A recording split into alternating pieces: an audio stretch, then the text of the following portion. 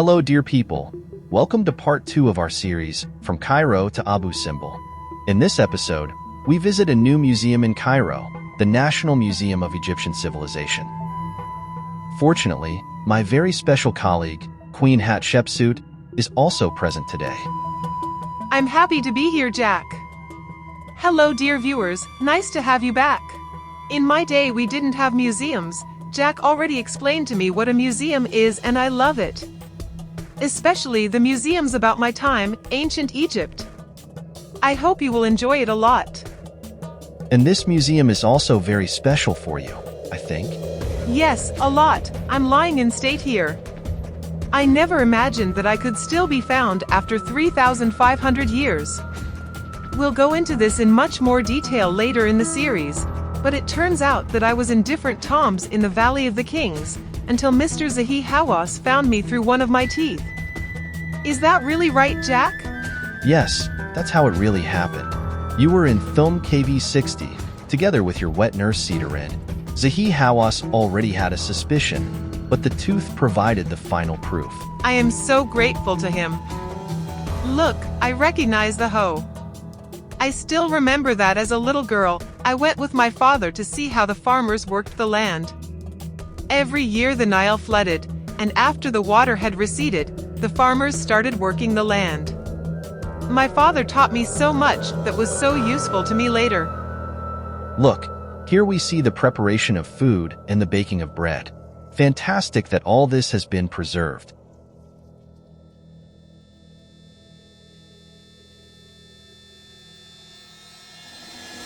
Here I see the Nikaka.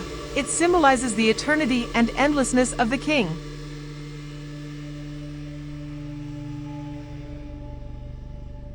And here the Ankh, the symbol of life.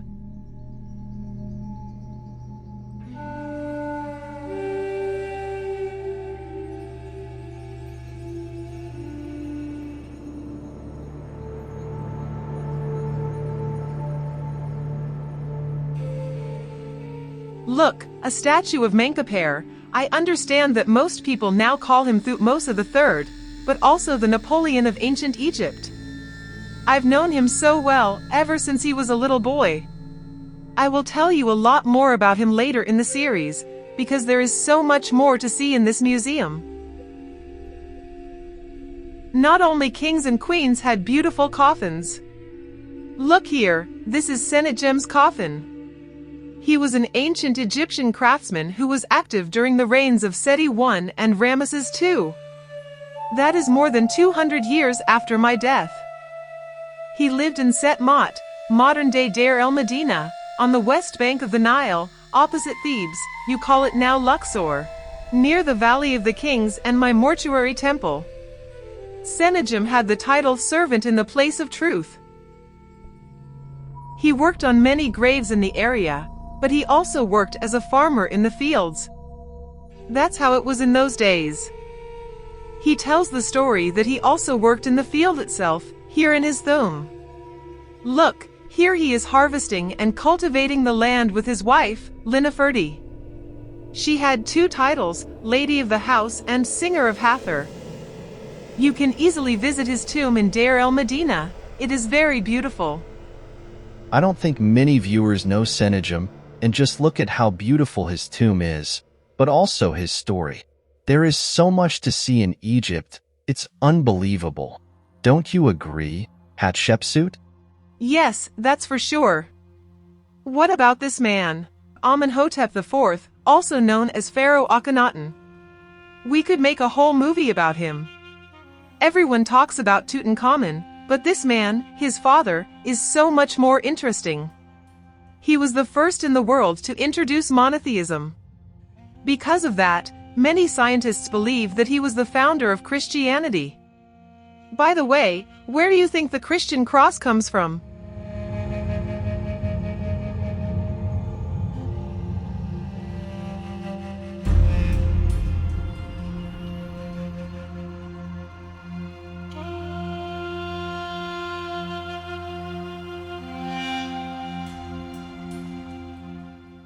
This display is about mummification? Yes, I see it.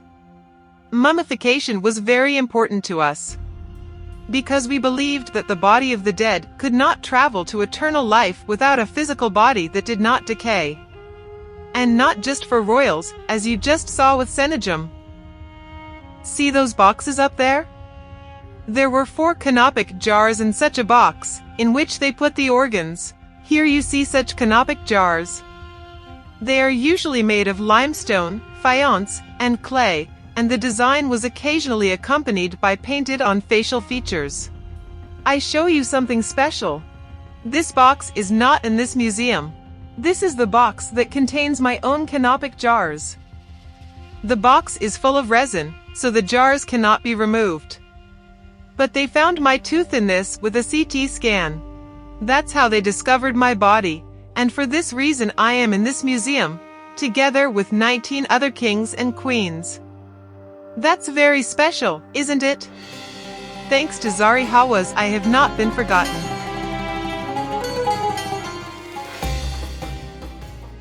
From the time of Pharaoh Tutankhamun, the god of the moon, Khonsu.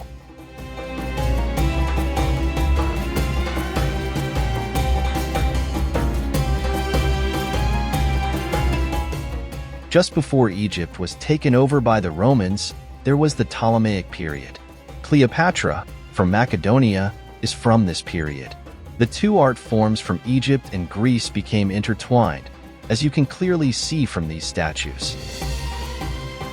Look here, statue of the goddess Isis, breastfeeding baby Horus. When our daughter Neferur was still a baby, my husband, Thutmose II, gave me such a statue. I love it so much. Here you can see our makeup supplies that we used at the time.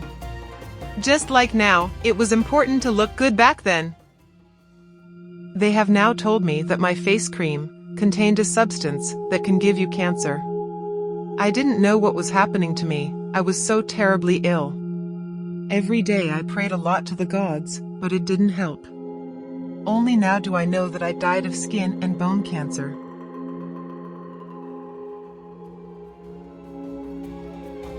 I would like to end with a somewhat happier story. Look here, this is the first prosthesis on Earth. A toe. This was used by Tabaketanmut. She was a daughter of a high priest. About 800 years before Christ. I think she had a big smile when she used it for the first time. Because it worked really good. This is also so beautiful, the chariot of Thutmose IV. It is made of wood that is gilded. So wonderful. Can you imagine that you used to see the king driving by like this?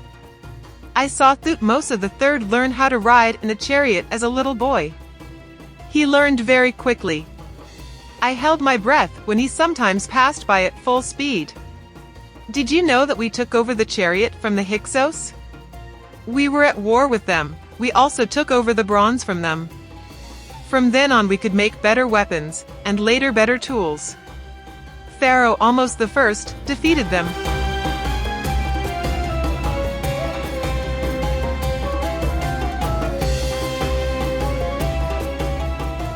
Last, I can show you some jewelry from my time. I can still remember a craftsman coming to present a piece of jewelry he had made for me. Of course I had to act stately, but I would have preferred to hug him. He made it so beautifully for me.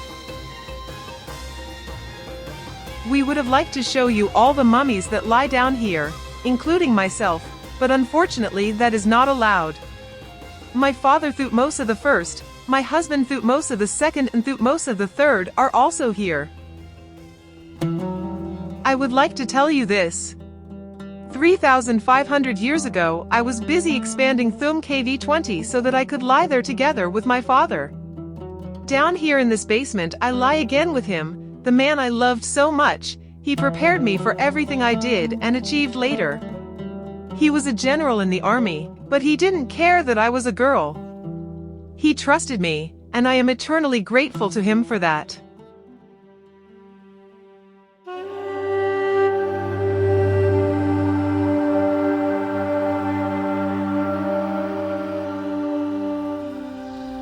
This brings us to the end of this video about the National Museum of Egyptian Civilization. We hope you found it enjoyable and somewhat educational. Me and Jack look forward to seeing you again in part 3 of this series.